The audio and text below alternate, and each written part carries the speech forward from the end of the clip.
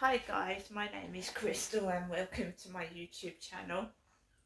If you like my videos, please smash that like button, please do subscribe. I'd just like to share my stories with people, and I'm sure other people have gone through worse than what I have had and have gone through, so I'm just letting other people know that you we all go through things, right? And I'm just sharing my experiences. I'm not complaining, I'm just sharing my experiences. So, a few years ago, after going through loads and loads of dental procedures, I discovered that I had a lump in my neck. And with anything, people say, especially if you've got a lump, to go and get it checked out by a doctor. So I went to my doctors and I said, I've got this lump here in my neck. I've just noticed it. I was on gabapentin at the time.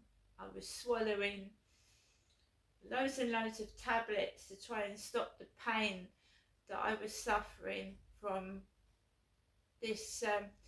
They classed it as atypical facial pain because they didn't know what it was and why I was having it.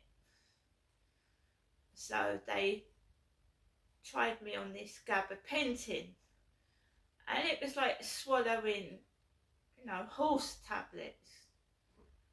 So I kept swallowing these big tablets, and it was obviously irritating the lining of my esophagus. And I thought maybe it's to do with that. I've been swallowing these painkillers. And this gabapentin was making me have, it felt like minor seizures. These tablets were causing really weird things. I felt like I was having seizures. So I stopped taking them. I couldn't get on with them because they tried to stop the pain, you see. They tried atriptyline, and that just made me go to sleep. So I just stopped taking. The only painkiller that I found that was remotely any good was cocodamol. So I started just using cocodamol to stop this horrific nerve electric shock type pain in my face. But I noticed the lump after I was taking gabapentin in my neck. So I went to the doctors. They referred me to the Medway Maritime Hospital, and the thyroid. So ear, nose and throat, and this male Asian doctor saw me, and he prodded the lump with his fingers and he did a few things, and he said that I needed to have a blood test. So I had a blood test. I went back and I waited for the results, and then I went for a scan on my neck, like an ultrasound scan, and two females, foreign females, they looked like they came from the Philippines or Thailand, did a ultrasound scan on my neck, and that's when they discovered that I had nodules, enlarged nodules in my neck, and I was referred to the hospital to have a biopsy on my neck. A very, very, very nasty procedure it is.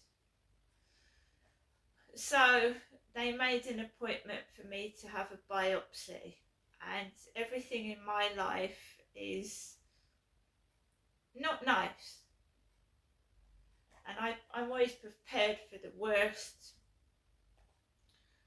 So I was driven to the hospital, and I was called in for this biopsy, and there was this Asian guy, Indian man, Indian doctor, and he was on his mobile phone in the treatment room, laughing on his mobile whilst I was in the treatment room. And this procedure is painful and it's very daunting and it's frightening. And it's obviously I was being tested for cancer. So you've got this guy on his mobile laughing inside the treatment room. And I thought, my God. And there was this Indian guy in the treatment room with two foreign women. Not one of them was English. So I sat down, I had to sign a form to say that I wanted to go ahead with this procedure. Well, someone had terrified the life out of me and had sent me to have a test on my neck for cancer.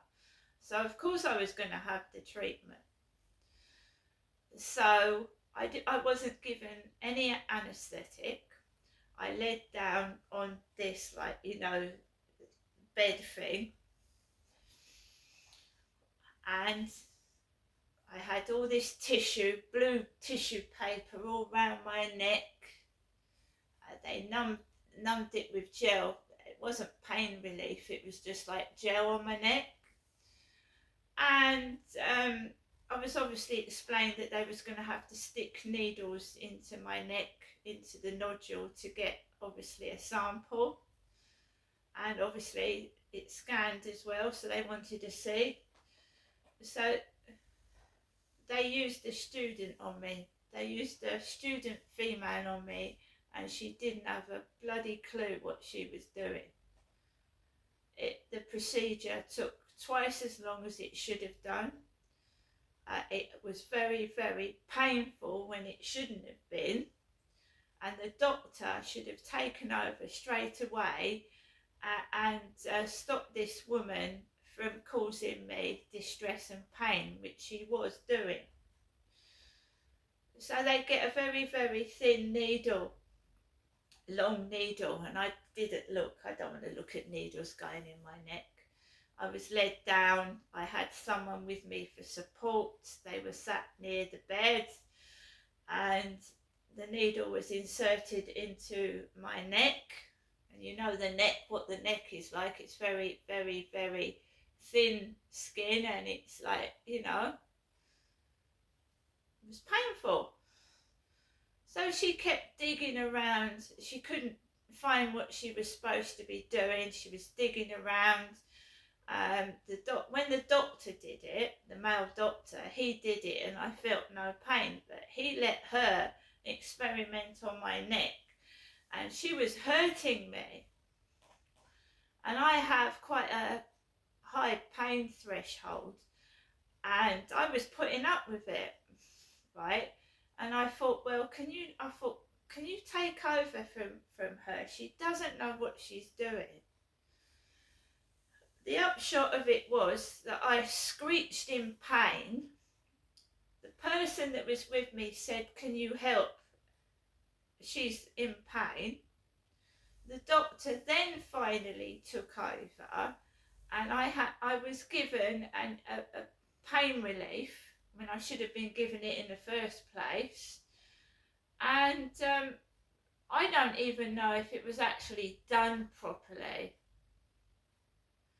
I've still got this lump here, and sometimes I find it difficult to swallow food, and it will get stuck. Sometimes the food gets stuck, and I can almost choke. But I've been told that unless it gets so bad I can't swallow, they're not going to do anything about it anyway. But I do get a lot of heartburn and like food stuck around here, up here. I have no faith in the NHS system. I've just shown you that I get treated like shit in the dentist. When I actually got into the dentist room, It was an Asian woman. She looked exactly like Fatima. She was laughing with her female colleague. Darling, darling, darling, love, she was calling me. Like they were trying to get me going and irritate me, and I refused to get cross.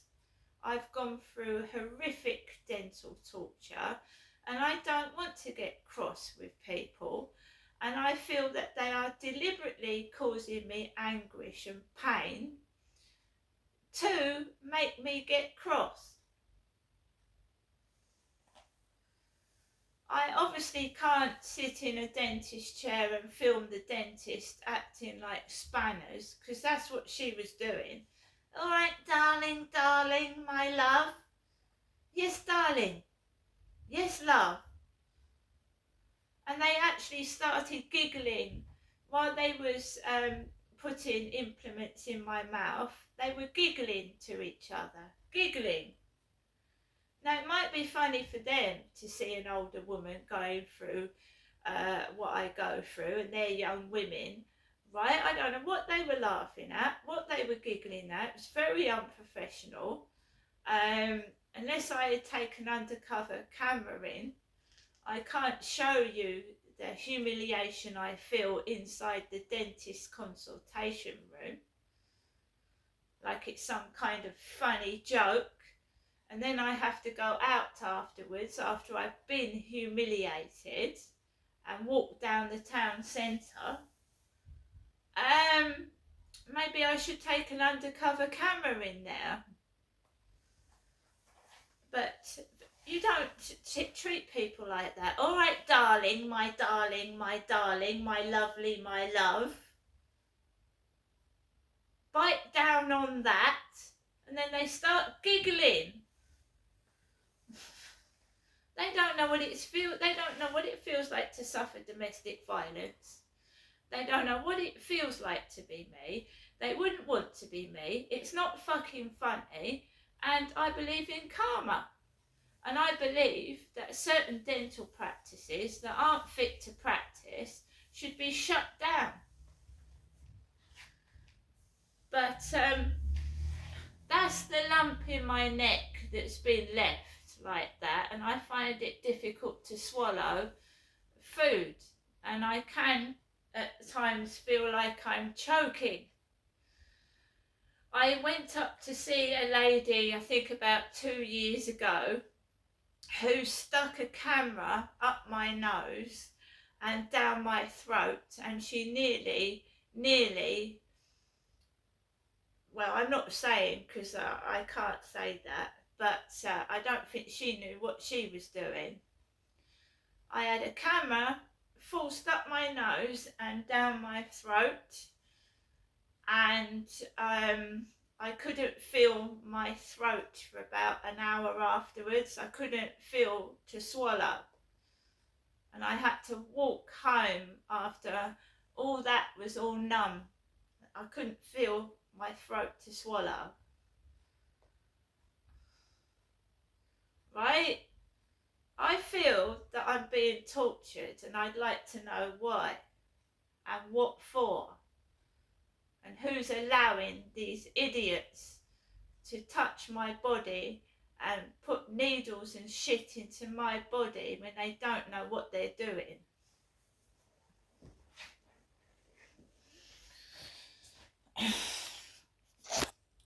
I'm not paranoid. I'm not saying somebody's trying to kill me, but what they're doing is negligence and dangerous, and they're not fit to practice. And if they're doing it to me, dentists also treat kids, and so do these students. And, you know, a patient should be in as less pain as possible. You shouldn't make someone in more pain than they are already. So I just carry on. I can't swallow properly. I'm very, very reluctant to have an operation because I don't trust the doctors or the people concerned. and they do more harm than they do good. So I just put up with it.